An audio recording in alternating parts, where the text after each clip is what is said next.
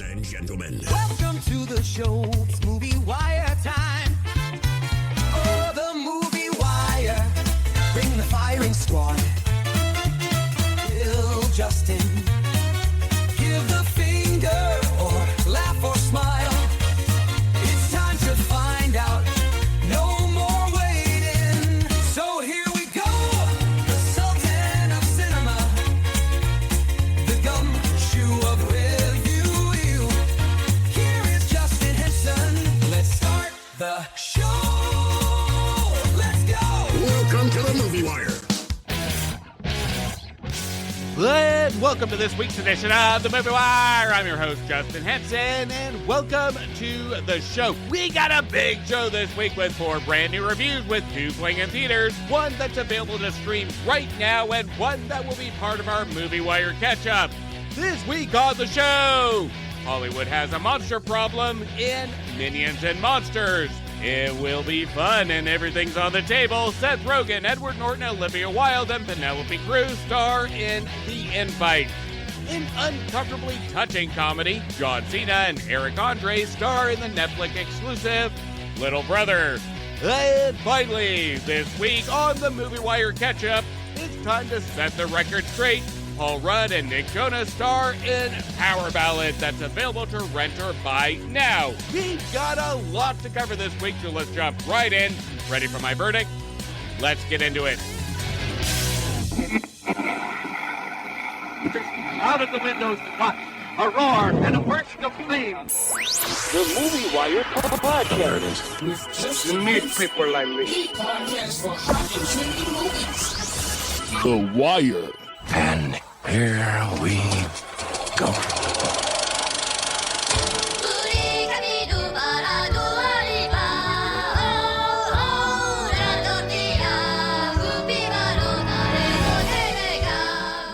The Minions in 1920s Hollywood as they search for a frightening creature for their monster movie. Our Minions partner with a green creature and must save the planet after unleashing monsters in Minions and Monsters.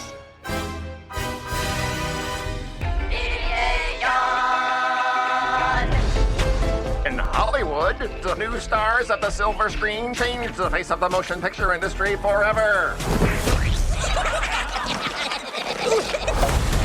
The Minions are back with a touch of mystery. Bobby. Oh, Humphrey. Piñata. Carbonara. Lasagna. Now in Minion Vision.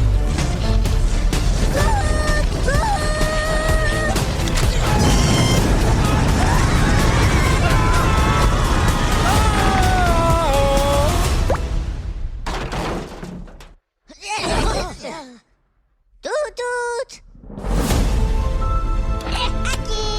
James, you have a real gift for filmmaking. Eureka. Gloria, aleluya. Like a movie. Un movie de minions con monstras. Yachi, unigiri.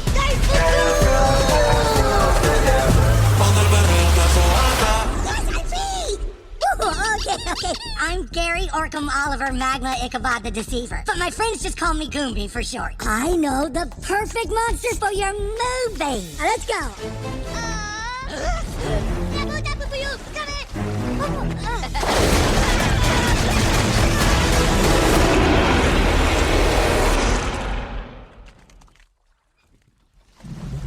Whoopsie.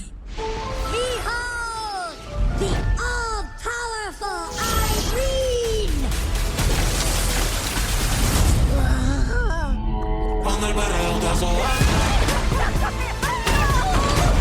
She is gonna destroy everything on the planet!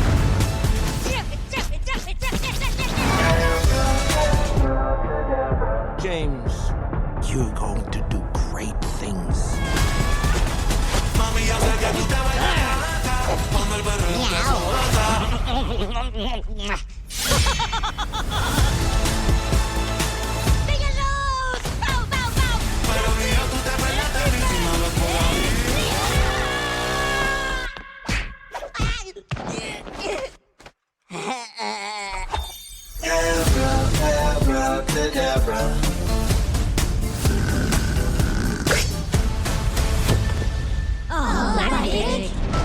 Those little Tic Tacs with eyes that sound like they're coming out of a bar at 2 a.m. are back, this time with a clever premise that in the beginning first scene hint at some fun with breaking into Hollywood in current times, that we soon get a flashback to Hollywood in the 1920s. This is a brilliant playground to dabble in for film lovers, adults, and kids. Minions and Monsters has some fun tributes to the growth of Hollywood and pokes some fun at itself to appease adults, but also, I heard some chuckles from the kids in the audience for the dialogue that is clever enough to have kids laugh and adults give a chuckle as well. In the first act, it's balanced humor that is setting the scene for a great family outing at the movies. And the moment George Lucas makes a cameo behind plexiglass, I had high hopes for this film to not only give an unexpected history lesson of film on an elementary, subtle level for kids, but also to have some fun with the material. But then the film pivots into an origin story that we have already seen before, only told with a pivot to make this story make sense. And that jettisons this movie into a middle half that's something that we will have to sit through the next hour, where it starts off strong, and then we have to wait for an hour for something else to happen that snaps us back to attention. You know, not to spoil future episodes, but while I was writing this review, beforehand, I was watching Kiki's Delivery Service for my other show, Back to the Balcony, in which that episode, that will be out soon, with a special guest Michael from the Screen Nerds podcast, I thought to myself, this is where our standards have gone, where we care more and cater to attention spans to get butts in seats versus entertaining with the mind. The Minions series is a perfect example of this, where when the mind is challenged with visuals and strong characters and a strong message that equals entertainment versus giving us bright colors, loud characters, and silly situations to make our minds numb and follow our characters' silly actions for a mere 90 minutes. This is where entertainment for children and adults or families has gone astray. And this is where family movies have changed the standards to not only audiences but critics as well. Where over the last 15-20 years, give or take, Hollywood has slowly introduced us to movies that are bright and colorful, hyperactive, and with some inserting fart jokes, toilet humor that anybody that watches the show I'm not a fan of at all. These current movies that ensures that the actual story or characters can go below par. Minions and Monsters has a strong opening and an exciting ending, but there is no substance, no takeaway, and absolutely nothing that happens in the middle other than loading it with other characters and side plots that seem to just get inserted to give us a proper climax. In the beginning, we have our tribe of minions that again are seeking their evil villain, who stumble into Hollywood and gain stardom, but a situation happens to have our three main minions, voiced by Pierre Coffin, who separate from the Minions pack to make their own monster movie, where we have a missed opportunity where famous director Max, voiced by Christoph Waltz, tells the Minions he can't help make their monster movie without a cool monster. This scene, instead of the chaotic situational Minions humor that we got that came prior, should have spent more time with our Max character to really build a relationship with our Minions, because during this meeting, Max gives the three Minions a film camera that his father gave him that feels unearned, it's quick, it wants to get to the next situational comedic piece, and we lose the emotional value. We lose the meaning to this scene. And we don't see Max until a singular line at the climax that feels wasted. This is an example of this movie that could have been a perfect opportunity to give our younger viewers a message of being grateful, feel love, feel appreciation, but instead it just fizzles because it's so damn eager to get to the next situational comedic piece to move this movie along. We underestimate our kids, the fact that they can enjoy an emotional piece, they can connect the dots. This movie undermines a lot of what kids are really needing now, which is an example of those that appreciate, that believe in us. This one hints around that, but it insults the audience to say, we are gonna hint around something meaningful just to ensure that you are entertained in situational pieces. Moving on, the Minions of course summon monsters from an old spell book that really is all shoved into the last 30 minutes of the movie, where the middle, again, is just situational comedy with added characters that we really don't care about, and it does have its cutesy moments from time to time. It has moments of fun, but it is so hyperactive with the intent of keeping kids in their seat that we don't get anything here that's memorable. It does have a couple of funny lines from time to time, but at the end of the day, it's just a sugar-induced addition that the story will be forgotten within a week, just like any of the Minion movies. But what really keeps all the Minion movies afloat is the in-the-moment comedy and likability from the on-screen presence of our actual Minion characters. They are memorable because we get to see yellow one-eyed suppositories do funny, immature things. And that's all the gimmick is here. That overpowers what this movie could have been. And again, it gets into the insulting piece of it that our writers don't think the kids want something meaningful, that we get a lot of hints here for. You know, I barely remember the last Minions films except for the first one. And this one, I'm sure I will forget in the next coming days. But what the movie does have going for it is the fact it does look fantastic when it comes to the settings. The forte feels of the 20s, the inserts from films past, it all has a backdrop to some fantastic visuals. I just wish it leaned more into this. If this is a setting of the movie, and this is where the movie is really trying to put us into this environment, lean into that. Give us that amplified setting. We don't get that because it is so tempted on keeping our Minions up front and center, when it's missing a lot of the things in the background, to the brilliant settings, to the messaging that overhangs and shadows this movie that does nothing with it. Instead, we just get situation after situation with our Minions most of the time. And all that just seems dull. I was getting bored in the middle of the movie until we have our Minions do something. Hit each other, get on a speeding train, battle aliens, whatever it may be. There is nothing here other than situations. This might as well been YouTube shorts or reels to really see what our Minions can do. Minions and monsters made me reflect on how we got here. And even though kids, I'm sure, will eat this movie up, but it also takes me back to why we don't have enough animated films to entertain with purpose versus entertain in the moment. These characters have earned the right in this outing to teach something. It hints at wanting to teach something, to show something, and kids will follow these characters, and parents would applaud it. Applaud what these characters can really teach our kids in a family environment and still be entertaining. It had a great idea in the beginning with no follow-through. This is a frustrating movie, but at the same time, I can appreciate the visuals, but I can't appreciate what this movie missed on, that it hinted around, and it's frustrating for that main fact. So I'm giving Minions and Monsters 2 stars. A successful real estate agent living in the shadow of his wealthier older brother has his carefully ordered life upended when the eccentric young man he once mentored through a Big Brother program unexpectedly returns, convinced their family and refusing to leave in the Netflix exclusive comedy Little Brother. Hello? Oh my God. My brother was in a car accident. Is he okay? He will be. It was quite an accident. He was very lucky. Who the fuck is this? I don't believe it, but I think that's my little brother from a charity thing in high school. Yeah, I barely remember. Brother? Is that you? He obviously doesn't have anywhere else to go. Maybe you can stay with us for a night or two. What? Just the Get in here! Just me and you. Is this really my life? Don't mean the same thing. How I'm driving a car. He's not my actual brother. Good morning. But the timing on this could be worse. I start shooting tomorrow. We should cut. There's a guy pissing all over the car out there, and he shattered the window. And a car drove by and ripped the door off. Don't mind me. I'm Rudd's little brother. Maybe he came back into your life for a reason. Or maybe there's a stranger sleeping in our house. What happened to the guy I married who said the only thing that matters is family? Almost burnt the entire house down. Can you imagine? I love you when I'm here for you. It is good to have you back in my life. Oh, look, T. He's crying. Let the tears flow. Just the two of us. This maniac has infiltrated our household. Just me and you. I think growing up in his brother's shadow really did a number on him. Our man is hurting right now.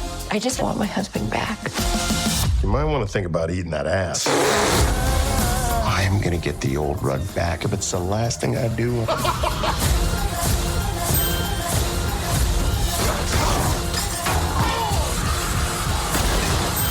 pledge my life to you. I found something. Something rather alarming. Ah, shit. Is it on the shaft or the groin area? It's not on any...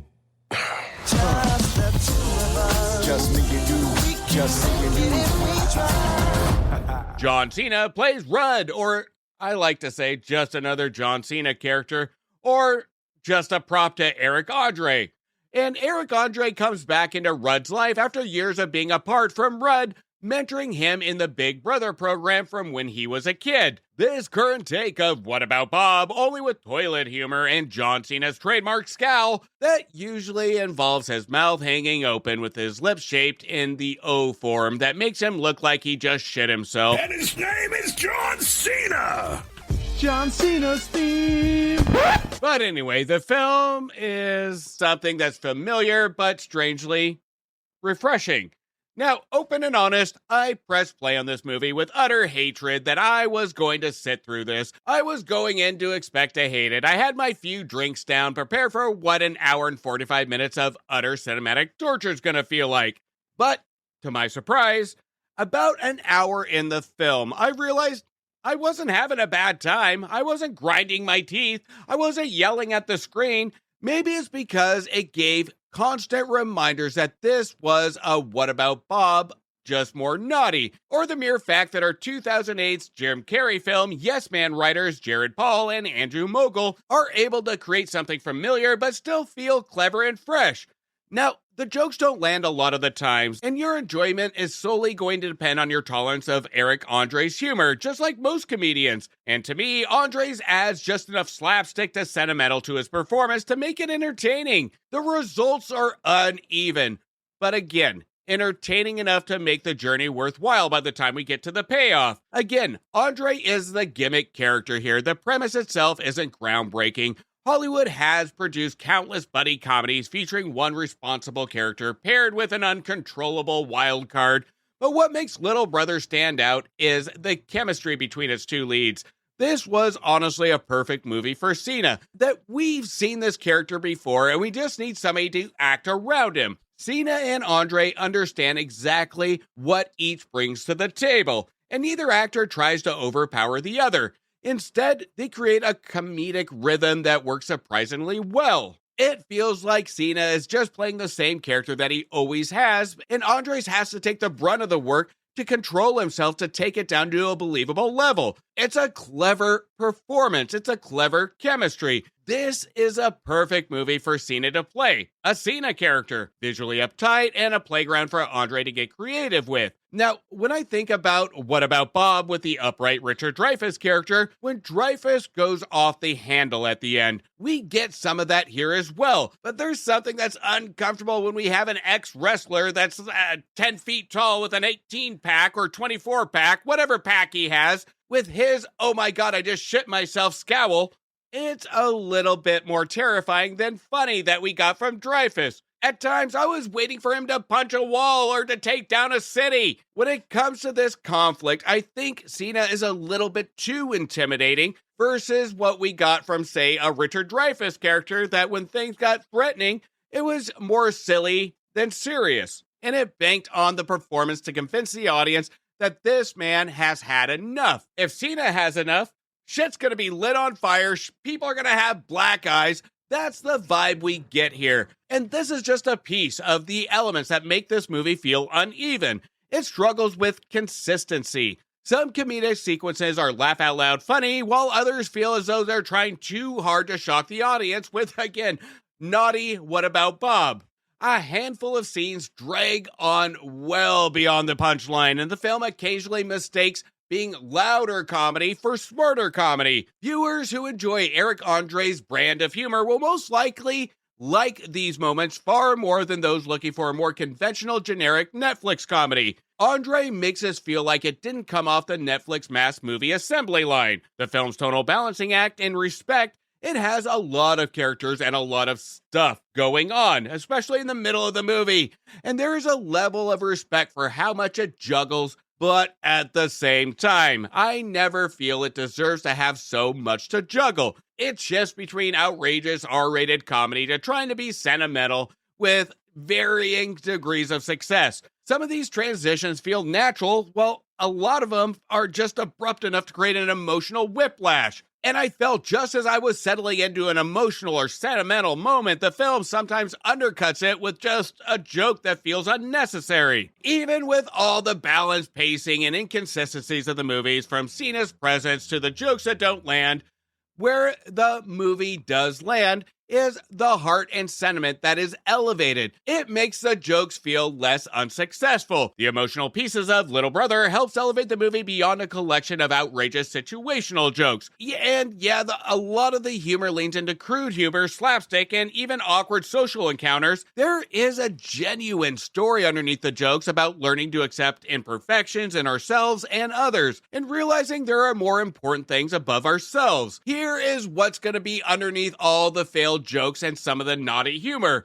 Is a story about family, emotional vulnerability, and the expected and unexpected relationships that shape our lives. The little brother relationship isn't defined by biology, but by the years of shared experiences, or in this case, individual experiences that are shared down the road that made us who we are in that day. This makes the film's central bond or the ending result feel natural. It feels believable because it doesn't try and force the emotional bond onto the viewer. Little Brother won't be remembered as a comedy classic, nor does it reinvent the buddy comedy formula. Some viewers will find its crude humor lazy but gross, while others wish it leaned even further into Andrés' comedic style, which is tame here. But despite its flaws, the movie remains consistently watchable because the chemistry, the humor, the sentiment is all there on a balance that is very curious, and we want to follow what this story is going to lead us to.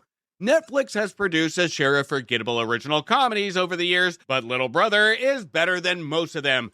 Not by a lot, but I will admit that Little Brother did entertain because for the jokes that didn't land, it makes up for it in sentiment. So I'm going to give Little Brother a microscopic, slight recommendation, millimeter pass at 3 stars. Let's all go to the lobby. Let's all go to the lobby. Now, before we get into the rest of the show, make sure you check out movies that just became available to rent, buy, or stream now. Now available on video cassette. 130 million people take road trips every year. 15,400 of them are never seen again. In Passenger, that banks on atmosphere versus dialogue and characters to make it uncomfortable. So just watch it on mute. Passengers receive 2 stars. Be careful what you wish for in Obsession, that taps into uncomfortable social horror to be one of the best films of the year, that received 3.5 stars. The Devil of Passion returns with Meryl Streep and Anne Hathaway reprising their roles in The Devil Wears Prada 2. That doesn't change much except for the relevance of time. So if you like the first one, you will probably like this one, receiving 3 stars. A crew of professional shoplifters take aim at a cutthroat fashion maven. It's like community service in I Love Boosters, and I loved a lot of it, but by the end I couldn't say I Love Boosters, receiving 2.5 stars. Surviving the crash is just the beginning in Rennie Harlin's Deep Water. That is better than all of the Stranger movies, and I'll just leave it at that to receive 2.5 stars. Witness the birth of modern Russia and the men that shaped it in The Wizard of the Kremlin, that if you pay attention and appreciate just the mere performances, it's worth a watch to receive 3 stars. Dare fight our future in Mortal Kombat 2, which was more memorable than the first film, but that's not saying much to receive 2 stars. Discover the making of the king, the origin of an icon in Michael, that was pop full of energy and leaves us wanting more, to receive 3 stars. When billions get stolen, meet the pros who steal it back in Guy Ritchie's In the Gray. And I gotta be honest, this is a first for the show. A movie that was so forgettable, I even forgot to even publish my review of it on the show. But just so you know, I gave it 2 stars. As an in-the-moment, nothing better to do Guy Ritchie film that just spliced together his other movies. I blink, I twitch, I jump, I click, I whistle, I shout, and I swear is one of the best films of the year, to receive 4 stars. Check in, we've been expecting you, and I wasn't expecting an eerie movie that leaves you in thought in Hokum, that received 3 stars. It's down to the wire in Fuse, that promises a good time but fizzles out halfway through the movie, to receive 2 stars. Their Time Is Now, a cautionary tale in this retelling of Animal Farm, which my cautionary tale is not to ever watch this movie to receive 0 stars. Break up the role in the execution and over your dead body. That was driven by the fantastic ensemble of great performances to receive 3 stars. The galaxy awaits in this Super Mario sequel that wasn't that super, but rather just an Easter egg sugar rush in the Super Mario Galaxy movie that received 2 stars. What Happened to Katie, in a take on The Mummy that made me want to go back to the Tom Cruise battling the Mummy and Lee Cronin's The Mummy that received 2 stars. Small Town, Big Secret that shows that Bob Odenkirk is a breakout, unexpected action star. In Normal that taps into 90s fun of action films to receive 3.5 stars. Believe in Hail Mary that I believe was too long. I believed it looked great. I believed it was a good theater experience to receive 3 stars. Don't overlook any anomalies. Based on the video game comes Exit 8 for limited dialogue and based on a video game had a lot to say to receive 3 stars. Witness the Wedding of the Year and witness drama that doesn't stop after the reveal in The Drama that received 3.5 stars. New game, Fresh Blood, Double or Nothing, and Ready or Not 2 that didn't really add anything but subtracted the fun factor to receive 2 stars. Nature Can't Be Silenced in Disney Pixar's Hoppers that taps into all the emotions from heart to thrills for a perfect family adventure to receive 3.5 stars. Let Them Try in an admirable attempt at a survival thriller in They Will Kill You, but added nothing new to the table except moments of entertainment to receive 2.5 stars. Witches in Retail that mixes The Craft and Mean Girls, and I was all for the witty dialogue that drove the entertainment factor in Forbidden Fruit that received 3 stars. Everyone deserves a second chance, except Reminders of Him that I never want a reminder of this movie to receive 1.5 stars. Be Afraid of the Silence because it wants to be heard in Undertone. That was an underwhelming paranormal experience to receive 2 stars. Elvis Presley like you've never seen before in Epic Elvis Presley in Concert. That was a refreshing experience on the King himself receiving 4 stars. Here Comes the Motherfucking Bride in The Bride that I actually wish had some better fucking things to say to receive 2.5 stars. Meet Your New Neighbor, He's Coming for You. But you will be okay if you just leave the theater or turn it off in Psycho Killer that received 1.5 stars. And finally, You're Never Too Small to Dream Big in the animated film Goat that actually was the GOAT to receive 3.5 stars. Now, before I get into the last set of reviews, there is a podcast that's become one of my weekly listening routines to give me a mental break from the stresses of work. And that is with J&K over the Fuck My Work Life podcast. Make sure to follow and subscribe. The link to their show will be in the description of this episode. But let's hear from J&K over the Fuck My Work Life podcast now. Have you ever had a bad day at work? Well, the Fuck My Work Life podcast is perfect for you. Host J&K share listeners' entertaining stories from the workplace, which may have you thinking you don't have it so bad after all. Find Fuck My Work Life on your favorite podcast platform. Behind the smile, we finally see the truth begins where we stop trying to be.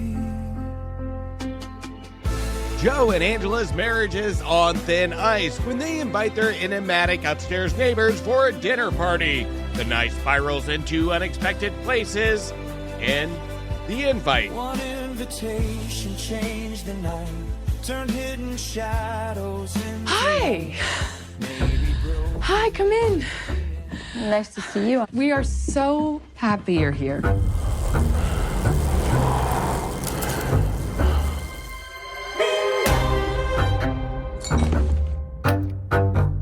Are we expecting people? Can we put curtains on this window? I don't like how they can see into our apartment. This shirt, well, it's nice. It looks really good on you. Well, you could tell me that once in a while. Take them off? I don't give a fuck if you take your shoes off. For me, no gluten, no dairy, no meat, no sugar.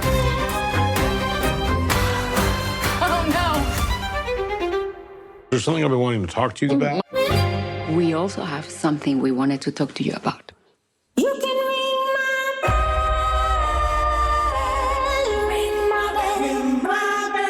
We feel a very strong connection with you guys. That is so nice. Thank you. Yeah. I'll say thank you, Joe. Thank you. Very flattering. This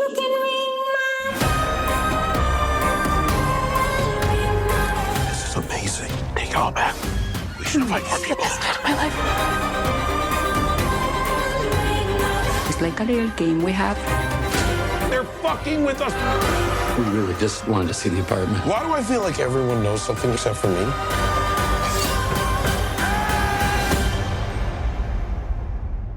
Just to be clear, you, her, and me. Yes. Me too. Yes, also you.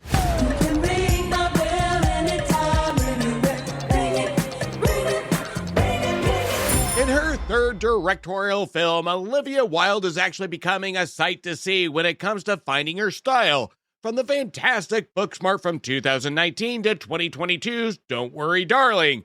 That I didn't praise that film holistically, but there was no doubt that the direction from Wilde was ambitious and sleek. Here in The Invite, she gets clever in a more intimate, controlled setting, and she absolutely hits it out of the park. The Invite stars Seth Rogen and Olivia Wilde as Joe and Angela, a married couple that have a daughter together that we never see in the film, but it's spoken about, and the couple we can tell are having issues with their marriage, and, I mean, let's be real, we can cover our ears and look at Seth Rogen and wonder how the fuck he nailed Olivia Wilde to figure out there's gonna be issues. In the very first scene, we see Joe come home only to find out that Angela invited their neighbors, Pina and Hawk, played by Penelope Cruz and Edward Norton, over for dinner. And Joe, of course, isn't happy about this, but Angela stated that this has been communicated and planned for weeks. That ends up with a clever punchline later in the movie. Now, what makes this movie clever is, like what I just stated, setup punchlines. We get a lot of setups, or seedlings, if you will, from the first argument, that they will eventually pop up later in the film. And the jokes land here almost perfect because it's planned out and our couple demonstrates normal conflicts and arguments. That is completely relatable. It's a very strategic piece of dialogue. When Pina and Hawk enter the apartment, this is when things get intimate and spicy to mysterious. And I think many will place together what a dinner party of two couples ends up as while Wilde directs and hints at what's to come. But we are not sure if she's going to take it there. We don't know if she's going to tackle this topic. Having build-up, mystery, intimacy in a relationship is what Wilde tries to portray as an important part of a relationship, and this is shown through her direction. As the movie goes on, I found myself leaning in to where these uncomfortable situations are going to lead until the ball is dropped and we find out Pina and Hawk's real intent of having the dinner. This isn't the kind of comedy built around one-liners every 30 seconds. Instead, The Invite specializes in watching people make increasingly terrible conversational decisions, while everyone else politely pretends things aren't spiraling into absolute chaos. This is a cinematic equivalent of sitting at Thanksgiving dinner when your uncle decides it's finally time to have some drinks. The film is based on the French film, Maybe More, but also based on the adaptation of the Russian film Innocent Guest and the Korean film The People Upstairs, and followed by the Czech film The People Upstairs as well. Adaptations that came from the original screenplay by Seth Rogen. This adaptation was written by Will McCormick from Toy Story 4, along with The Office and Park and Rec's actress and Toy Story 4 writer Rashida Jones, and boy, do these two really try to bring some Woodies out in this movie. This movie almost had a Forky cameo. I'm sure nobody would be laying still if Andy walked into the room in this apartment. It would have been terrifying to see toys come to life in this film. Hey guys, look! A new Amazon package arrived. Wait, who are you guys? We're Andy's mom's toys. Woody, Rexy, Juicy, Mr. Pleasurehead, and Buzz 5 Gear. Oh, you're just like me. To the clitoris and beyond. Oh, all right. Maybe not. That's enough. Anyways, besides the clever writing, we have a unique, unexpected cast with Cruz that we've only seen a couple times in the last decade with The Recent Bride and 2023's Ferrari, along with Edward Norton, who we got in 2023's Asteroid City, 2022's Glass Onion, and we are not talking voiceover work here. These two, as soon as they walk onto the screen, gives us a almost holy shit, they're back from the dead reaction. And they attack these roles like their careers depend on it. And I'll let you kind of fill in the blank of it probably does.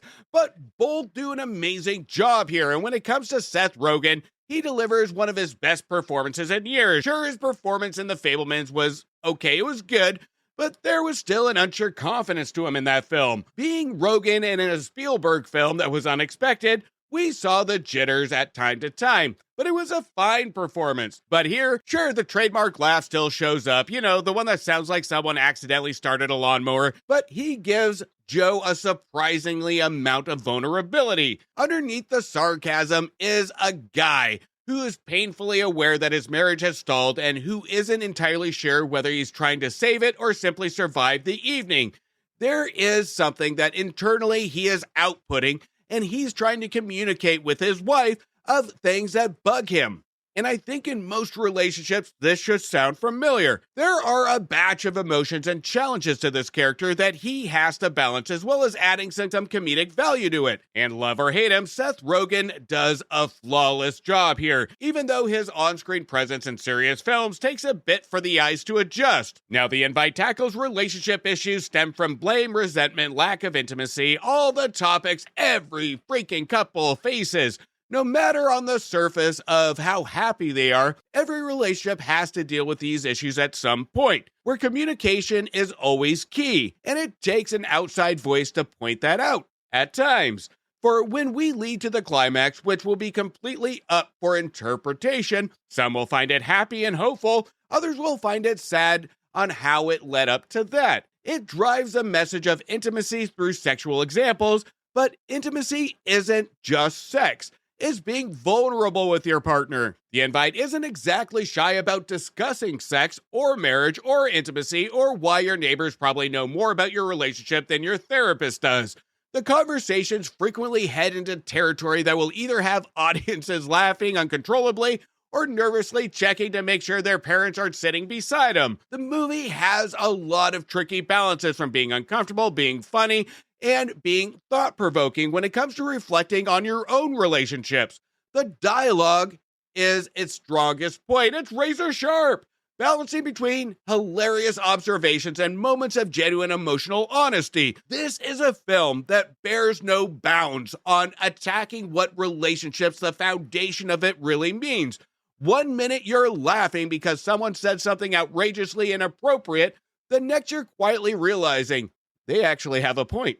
That's the sneaky brilliance of this screenplay. Underneath all the jokes lies a surprisingly thought examination of long-term relationships, communication, and the strange expectations we place on ourselves after years of marriage. And when we're connected with an individual, that blame becomes one. That blame becomes something with our partner. It's a united message of communication with marriage, that every problem is unison in a relationship. But it's how we tackle that. It's how we communicate that. And it's how we deal with that. This is about the fantasy that everyone else's relationship must be more exciting than your own, only to discover everyone's quietly improvising. By the final act, The Invite becomes less about shocking revelations and more about emotional honesty. The laughs remain, but they're supported by characters who actually grow over the course of one disastrous evening. That's harder to pull off than it sounds. Oliva Wilde proves herself increasingly comfortable behind the camera, balancing comedy with relationship drama in a way that feels natural rather than forced. And I think this is her strongest point, is that when you have Wilde in an intimate setting that feels completely controlled, this is going to be her forte, because we can feel it through the cast, which has a remarkable chemistry, and every actor, every talent seems perfectly tuned into the film's awkward rhythm. The ending result is one of those rare adult comedies that remembers grown-ups can be hilariously simple by talking themselves into progressively worse situations. This is a comedy for 2026 that's a standout comedy, but also with a deeper message because of its sharp writing and the performances. The Invite succeeds because it understands one universal truth. No dinner party has ever improved or gotten better over the evening after someone says, "Can I be completely honest?" This is one of the most surprising movies of the year, and also, We got one of the best films of the year. I'm giving The Invite 4 stars.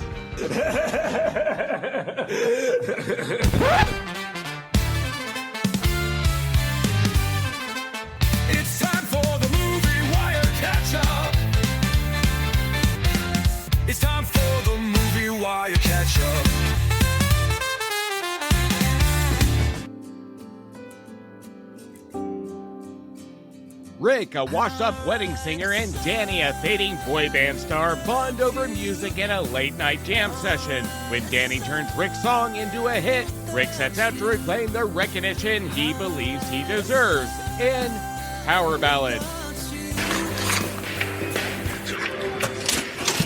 Did you look her see? Yeah, thanks.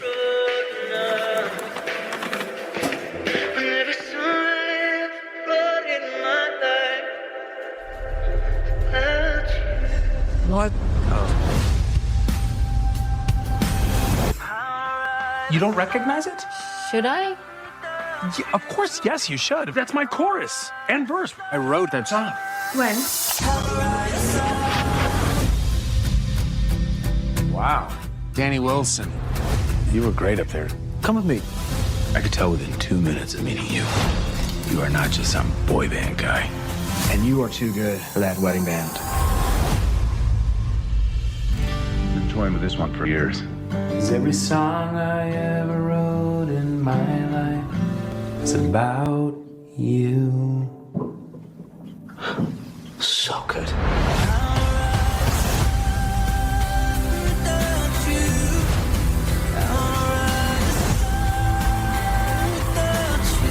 Just wanted it so bad, you know? Having my name on that song would have changed my life!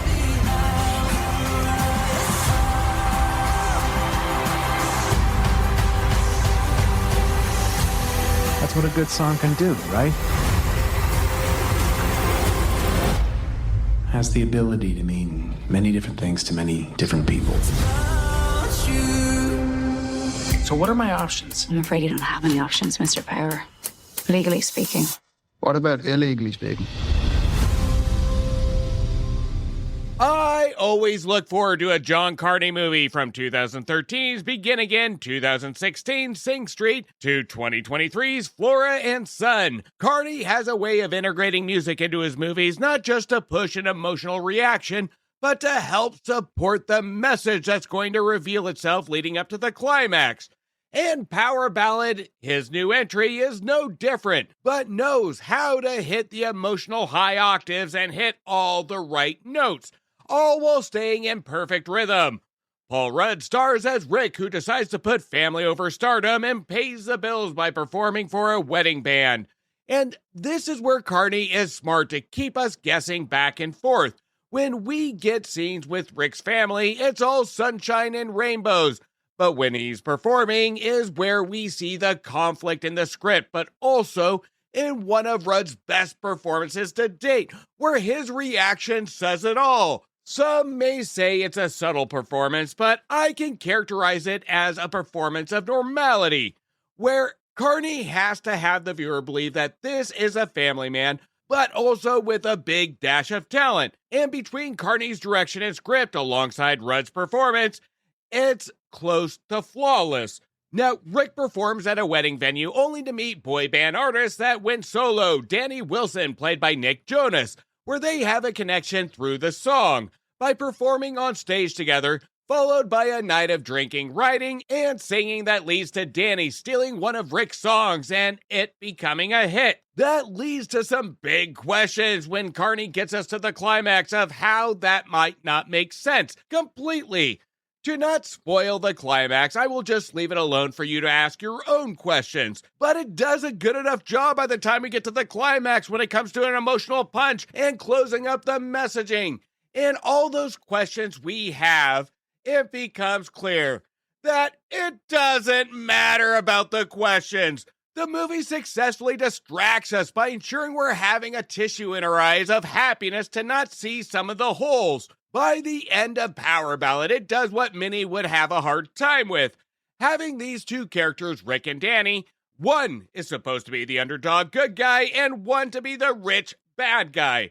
Carney makes both these characters littered with flaws to the point we don't hate Danny.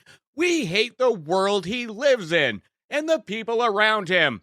Each of our characters have internal conflicts and flaws. That's what makes them interesting, and that's what makes them engaging. And Carney taps into these two lives and never gets tempted to give us a movie that will lead to revenge. This isn't a movie about revenge, or the done wrong, if you will. Carney gives us subtle hints that this is where the movie is going to lead, and we're going to get this big happy ending of the good guy turning out to get justice. But just in life, we have an exaggerated vision of what our lives could have been versus how it turned out. Carney takes two different paths in life and morals and paints us a picture of messaging as you go through life. What would be your legacy? And this is a question that was at top of mind as I watched this movie a second time. How will you be remembered? What's more important? The number of people that remember your face or those that remember who you are? Life is about writing your own song, is the overhanging message here. And we can tell Carney kept this at top of mind. Even going into the climax, the climax took me by surprise, that I thought I wasn't going to like, but it ends up to be absolutely perfect. When you sing a song that you didn't write, does that mean you feel your life is meaningless, or you're living somebody else's life? Between Rudd and Jonas, again, both giving convincing performances that Carney, we can tell, has complete control over his story and his cast, never allowing it to follow the same tropes of pushing the themes of revenge that could overpower what the movie is truly singing. We always know during the runtime of the film that revenge, the idea is always present.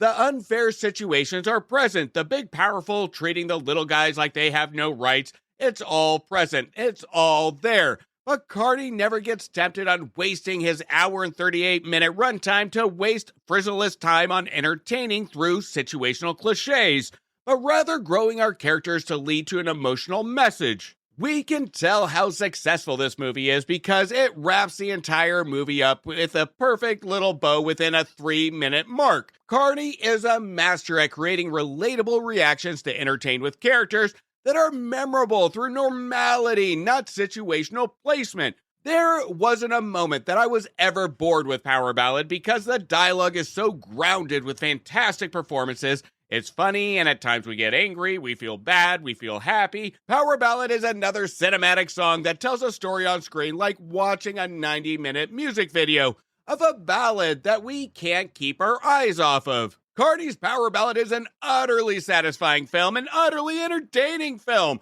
that showcases its talent and tells a message that on the surface doesn't feel like it would be crowd-pleasing.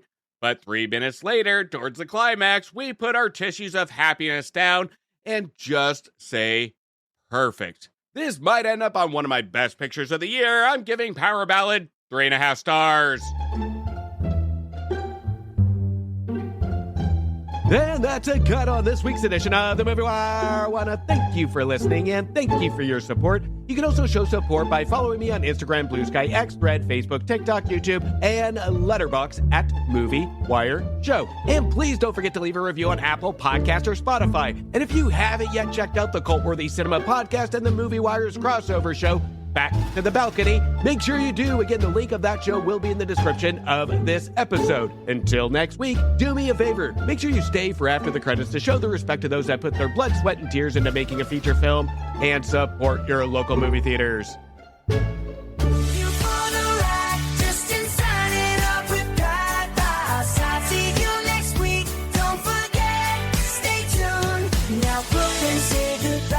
Thank you for bringing me to the movies. Let the credits roll. We say farewell. Join us next time. We'll have more tales to tell.